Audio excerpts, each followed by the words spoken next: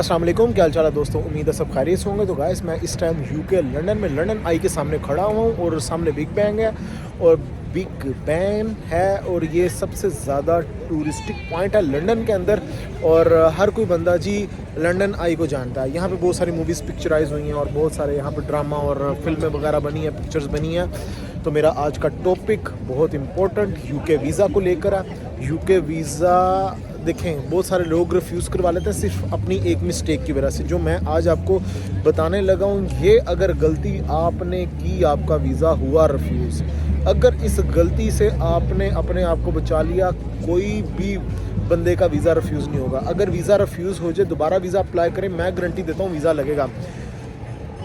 अच्छा, रिफ्यूज़ल की रीज़न है जी बैंक स्टेटमेंट।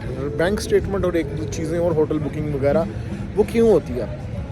सबसे मेन चीज़ है कि आप यूके को कंपेयर करते हो दूसरे कंट्रीज़ के साथ कि इसका भी वीज़ा ऐसा ही है जैसे दूसरे कंट्रीज़ का वीज़ा लेना है, जबकि ऐसा नहीं है। यूके और आयरलैंड सबसे मेन चीज़ है यूके आयरलैंड के अंदर कि आप फ़िक्स डिपॉजिट करते हो। मेन खासकर यूके के अंदर, आयरलैंड भी इतना ज़्यादा नहीं है लेकिन यूके मेन है।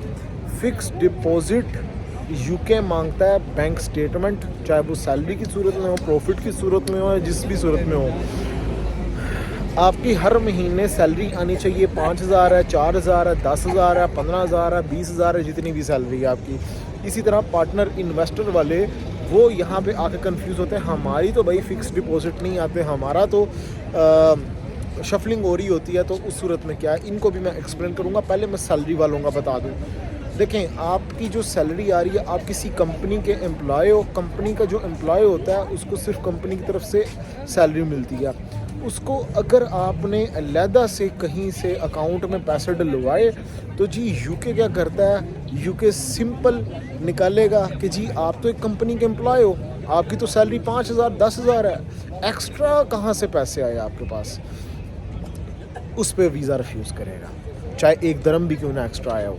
इससे बचने का तरीका क्या? कुछ लोगों की जो स्टेटमेंट होती है ना, वो इस तरीके से होती है, उन्होंने 5,000 या 10,000 दरम सैलरी रखी होती है लेकिन कुछ एक्स्ट्रा डिपॉजिट हो जाता है। वो उसको क्या करना आपने, उसको एक्सप्लेन करो, अलहदा से पेपर पकड़ो, उस पर एक्सप्लेन रखो हर ट्रांजैक्शन को कि मेरी ये महीने की ट्रांजैक्शन जो थी एक्स्ट्रा हुई, वो क्यों हुई।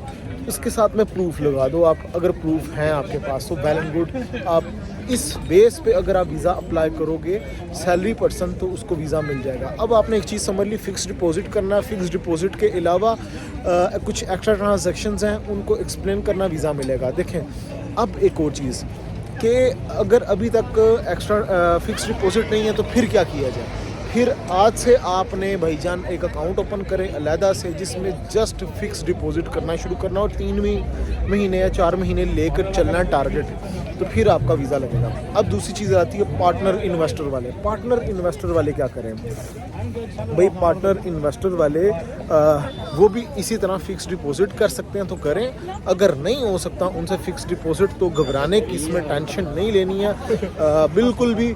आपकी चाहे जिस तरह की भी स्टेटमेंट आ रही है, आप उसको रनिंग में लेकर आओ और 2 स्टेटमेंट्स आप साथ में लगा दो, एक अपनी पर्सनल लगा दो और एक अपनी लगा दो बिज़नेस स्टेटमेंट जब वीज़ा अप्लाई करने लगो। और साथ में एक्सप्लेन कर दो कि जी क्योंकि मैं बिज़नेसमैन हूँ और मेरा हर महीने जो है ख़र्चा ऐसे आता जाता, तो आपको वो अंडरस्टैंड करेगा और पार्टनर इन्वेस्टर्स को इतना ज़्यादा मसला नहीं होता और वीज़ा दे देगा। अच्छा, अब तो ये हुई बात जी बैंक स्टेटमेंट होनी किस तरह चाहिए, अब खर्चा किस तरह निकलना है उसके अंदर से, स्टेटमेंट के अंदर से। और अब इस चीज़ पे मैं थोड़ा सा एक्सप्लेन कर दूँ आपको। भाई देखें, आपका 10,000 दरम सैलरी है और उसके अंदर आप ख़र्चा कर रहे हो, मिसाल देने लगा हूँ, 9,000 महीने का ख़र्चा कर रहे हो, 1,000 दरम सेव कर रहे हो, ठीक है। तो ये भी एक चीज़ अजीब सी हो जाएगी जब आप वीज़ा अप्लाई करोगे, रिफ्यूज़ल के चांसेस हैं। हाँ, अगर इस तरह है 10,000 दरम आपकी सैलरी है और 8,000 दरम 4, 5, 7,000 दरम अगर आप खा भी रहे हो, 5, 4, 5 सेव कर रहे हो, तो एक्सेप्टेबल है। क्योंकि जब आपने वीज़ा अप्लाई करना होता है उसके अंदर एक चीज़ आती है कि आप यूके में जाकर कितना खर्च करोगे, तो आपने लिखना होता है। अगर आप बढ़ा चढ़ा के लिखते हो उसके अंदर, तो वो ये भी एक रिफ्यूज़ल की रीज़न लगाता है कि भाई आप तो महीने का 10,000 दरम सैलरी ले रहे हो और 10,000 दरम सैलरी के साथ आप महीने का 8 या 9,000 खर्च कर रहे हो और यूके जाके आप करने लगे हो कोई 20,000 दरम, इस पे भी रिफ्यूज़ल लगाएगा वो, ठीक है। तो कोशिश करनी है जितना आप अपना महीने का मंथली खर्चा कर रहे हो उसके इक्वल रहो या थोड़ा सा ऊपर हो जाए, ज़्यादा भी ना हो जाओ, ठीक है। ये एक बहुत ज़्यादा चीज़ मैटर करती है आपको वीज़ा के अंदर। मिसाल के तौर पे 7 दिन का प्लान है, आप 10,000 दरम सैलरी है, 7,000 या 6,000 दरम आप ख़र्चा करते हो मंथली वहाँ पे यूएई के अंदर। जब आपने इसका यूके का एक्सप्लेन करना तो यूके के अंदर आप एक्सप्लेन करोगे कि मैं महीने का 7 डेज़ का मैं वहाँ पे जाके 7-8 हज़ार दरम ये लगाऊँगा, ठीक है। तो उस हिसाब से आपके अकाउंट में भी पैसे होने चाहिए, कम से कम 15-20-25 हज़ार दरम आपके अकाउंट में भी होना चाहिए।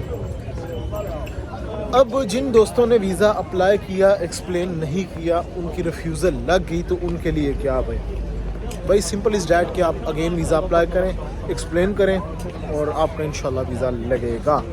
तो गाइस नेक्स्ट वीडियो मिलूँगा नए टॉपिक पे, ख्याल रखें अपना, टेक केयर, अल्लाह हाफ़िज़।